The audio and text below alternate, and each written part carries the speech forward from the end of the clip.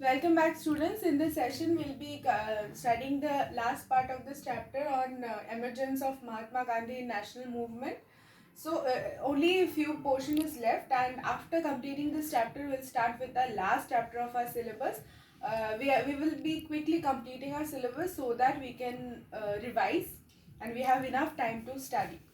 So as I have told in the online classes also that since the portions for studying has been reduced, I have already provided you with the portions in the syllabus that had been uploaded before, and also I have mentioned it in our online classes. So in text question, that is question from inside the chapter, from those portions which are already there will be there in your exam. You have to study the chapter thoroughly, the portions which are mentioned in the chapter which are there in your syllabus. You have to study that thoroughly, and the rest of the portions which have not been mentioned you can just go through for your own knowledge, but the portions which have been mentioned should be studied carefully, thoroughly also. All right, so we'll start with this chapter, the last part, that is the Khilafat movement and the Chori Chora incident. So the after Jallianwala Bagh tragedy that we have already studied in the last class, I hope you're all aware of the tragedy that happened, and how there was a lot of hue and cry throughout the country, and also it was criticized outside the country as well because of the inhuman tactics, how the British suppressed the Indians and the movement. So now we have Khilafat movement, which had been the consequence of the defeat of Turkey in World War. Since we know that World War was going on, which had started from 1914, that we have studied in the last chapter. So after in the World War One, Turkey was being defeated, and there was an instance that the office of caliphs, which is very important in the Muslim religion, like Islam religion, and which is very important among the Muslims. So that office of caliphs would be abolished, and that particular thought or that particular idea had hurted the feelings of the people of the Muslims, the Indian Muslims. So they organized a movement known as the Khilafat movement under the leadership of the Ali brothers, that is Shaukat Ali and Muhammad Ali, and this was an act to protest against the injustice to the Caliph of Turkey. So in 1919 and 1920. So Hasrat Mohani was among the great leaders who led this movement. The movement started with the demands like restore the caliphate. The caliph must retain control over the east, and the caliph must be left with sufficient territory to enable him to defend the Islamic faith. So this particular movement aimed at building a political unity of the Muslims against the British, and also saving the caliphate from disintegration. All right.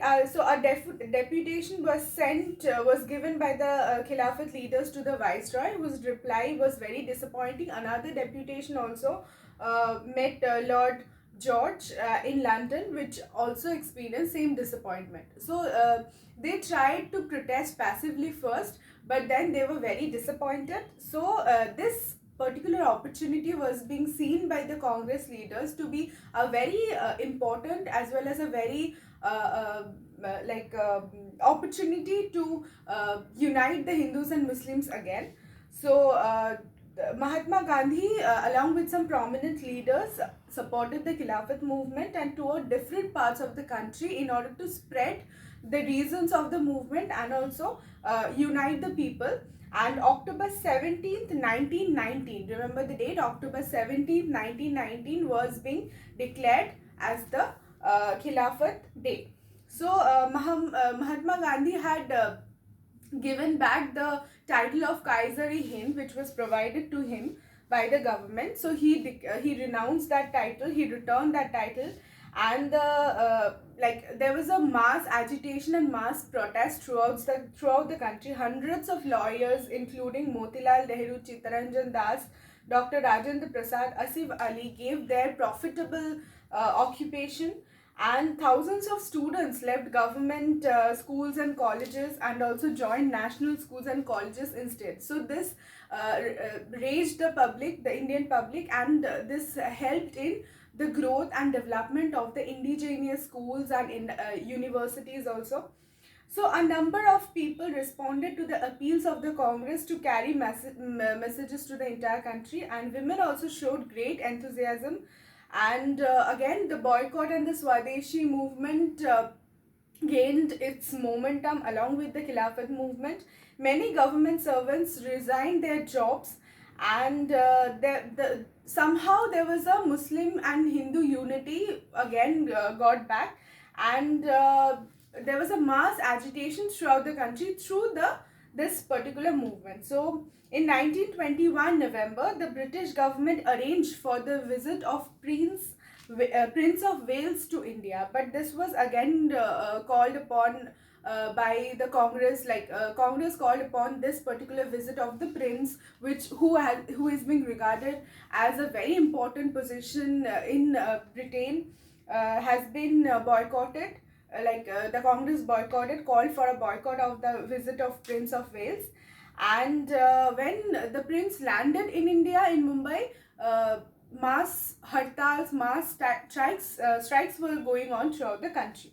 Now, how did the government repress the movement or suppress the movement? So the British government was very irritated at the fact how the Indians got united and they were leading a mass revolt against the British.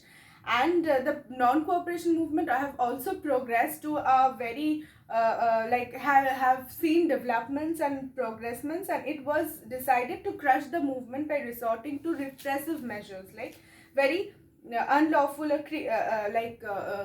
very cruel methods. So this particular movement was being declared as unlawful by the Britain, and the Khilafat organization and Congress both were declared to be unlawful, and public assemblies and processions meetings, people having any processions, anything were banned. And people like Mahatma Gandhi and many others were being put behind the bars, and the demonstrators were mercilessly beaten by the police. Women were assaulted, and the government, but they assorted to all of these very cruel measures, unlawful measures to suppress the movement. But somehow this movement gained momentum day by day, and they were not being able to suppress the movement. Now another incident was Chauri Chaura incident. So this particular incident, this was a very tragic incident which happened in Gorakhpur in UP on February 5, 1922. So which forced Mahatma Gandhi to withdraw the non-cooperation movement. Like, how was this movement withdrawn? We'll be talking. So so already the mass agitations, mass movements were going on against the repressive measures of the government. Now on that particular date, 5th February 1922, around 300 people took part in a procession. So they were taking part in a procession to protest against the repressive measures of the government. While the procession was passing a police station, so the agitated people who entered the police station,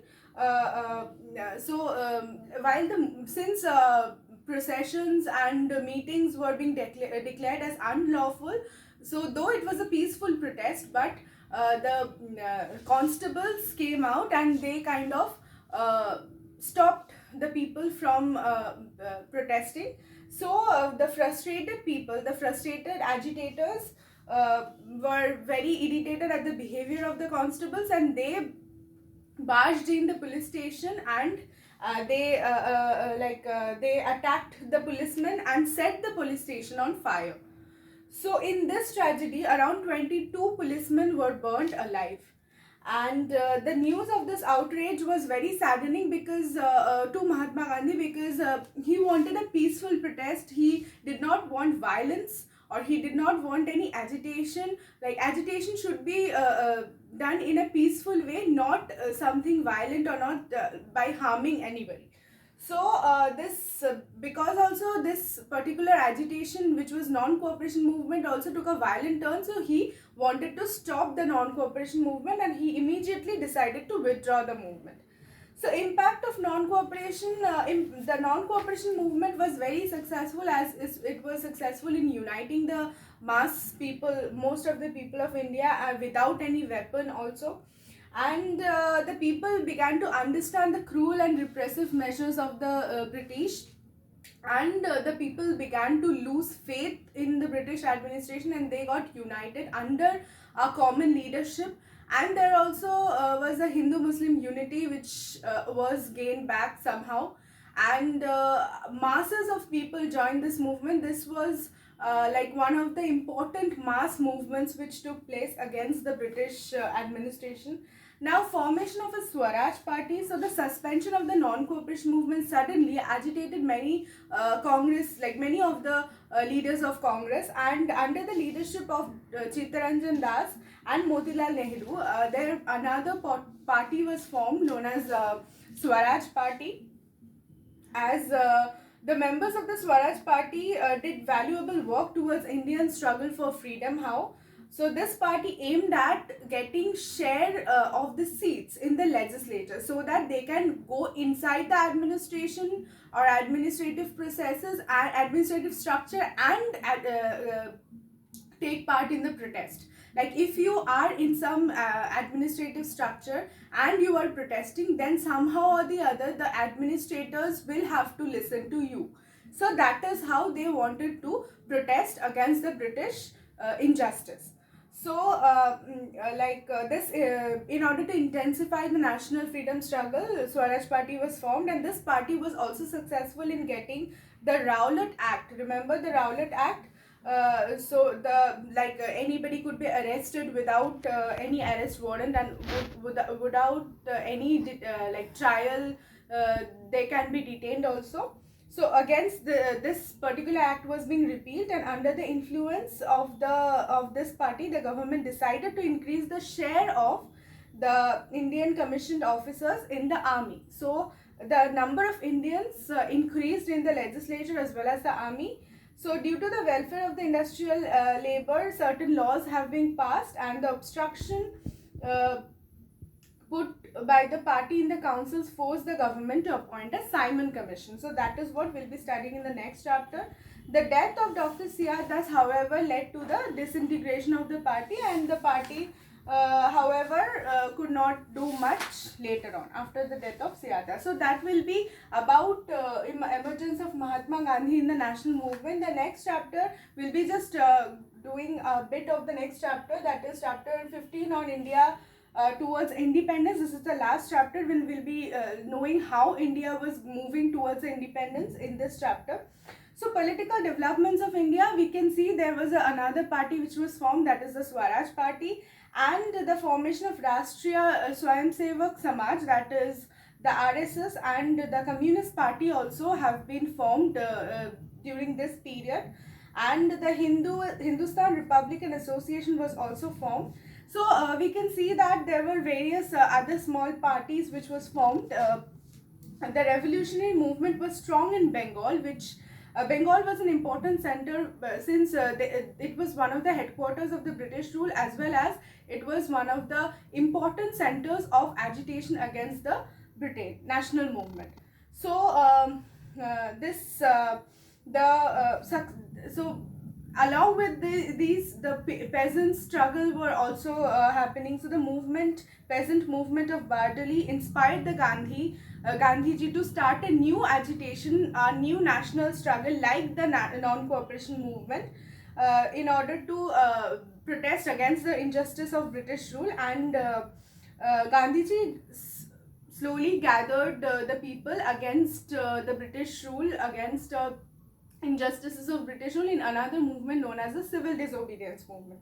So Simon Commission, I have just told you about the appointment of Simon Commission. Because of the efforts of Swaraj Committee, Swaraj Party, one commission have been appointed, Simon Commission, which had to this commission was under Sir John Simon, which was appointed in 1927 to revise the Constitution of India, which was formed by them. and to also decide the future of India, like how the Indians will share power with the British. Like that will be under British rule, but how much power will be shared by the Indians and the Britishers to rule over India have been like, in order to decide all of this, Simon Commission was being formed. And after passing Reform Act of 1919, this particular commission was being appointed by the Britishers, but this commission was being like boycotted by the Congress and the Indians, because this was an all-white commission and no Indians were part of it. So they wanted to decide about the future of Indians without including the Indians in the commission. So this was boycotted, and the Simon Commission faced stiff opposition. So there was mass protest, public hartals, public strikes, demonstrations, black flags. When Simon came in, there was Sir John Simon came in. There was black flags in order to protest against his arrival and the commission, and loud slogans of Simon go back. So this was again dealt very repressively by the British government by lathi charging the public. And in this lathi charge, while this lathi charge went on in the peaceful boycott procession, in which Lala Lajpat Rai was being very heavily injured, and he had succumbed to his injuries and died because of this later. And then Pandit Jawaharlal Nehru and also Govind Ballabh Pant was also lathi charged badly, and they also received severe injuries. And this commission, however, continued the work and had submitted a report. Now, this was about the Simon Commission. You can go through the Nehru report. Similarly, another all parties conference have been conducted, in which the committee had made few recommendations which were known as the Nehru report. Under the Nehru report, it was totally done by the Indians, all the parties of India, and it was submitted to the British, but this was rejected by the British government and also rejected by the president of the Muslim League, Muhammad Ali Jinnah. So next is Lahore session of 1929. So on December 31st, 1929, Indian National Congress, this is a very important session of Indian National Congress which was done in Lahore, and this particular session passed a resolution on Purna Swaraj, that is complete independence. Like till now it was the power will be shared with the government, like some way or the other it was not total independence, but now the resolution said it had to be like India has to get total independence, or the Purna Swaraj, or complete independence. This session was presided by Jawaharlal Nehru, and the tricolor national flag was hoisted in this particular sessions, and Indians were asked to celebrate 26th January 1930 as the Independence Day. This particular date was to be celebrated as Independence Day. And this Congress session holds a very important place in the history of Indian struggle, because the flag was being inaugurated, and also the Independence Day had been decided. And later on, this particular date in 1950, 26 January, had been decided to be a Republic Day. How Independence Day was shifted, that will be studying in last part, that is Mountbatten Plan. Anyway, so the Congress also resolved to launch the civil disobedience movement. Remember, I told you about civil disobedience movement when I was talking about Gandhiji's inspiration from this movement of Bardoli. And this movement was to disobey the British laws and to refuse pay taxes, and in every way disobey the British government, and also not to cooperate with them in any form. Like now it is we have to get complete independence. There is no other way out. You have to give us complete independence. This was a stern act. Now nothing can change this. So this is about these two portions that we have studied from this chapter. The next portion will be covered in the next class. So we'll be able to complete our syllabus in the next class. So that will be all, students. Go through the chapters, and we'll be discussing about whatever doubts you have in the online classes, and also question answers will be provided to you. So that will be all. Thank you.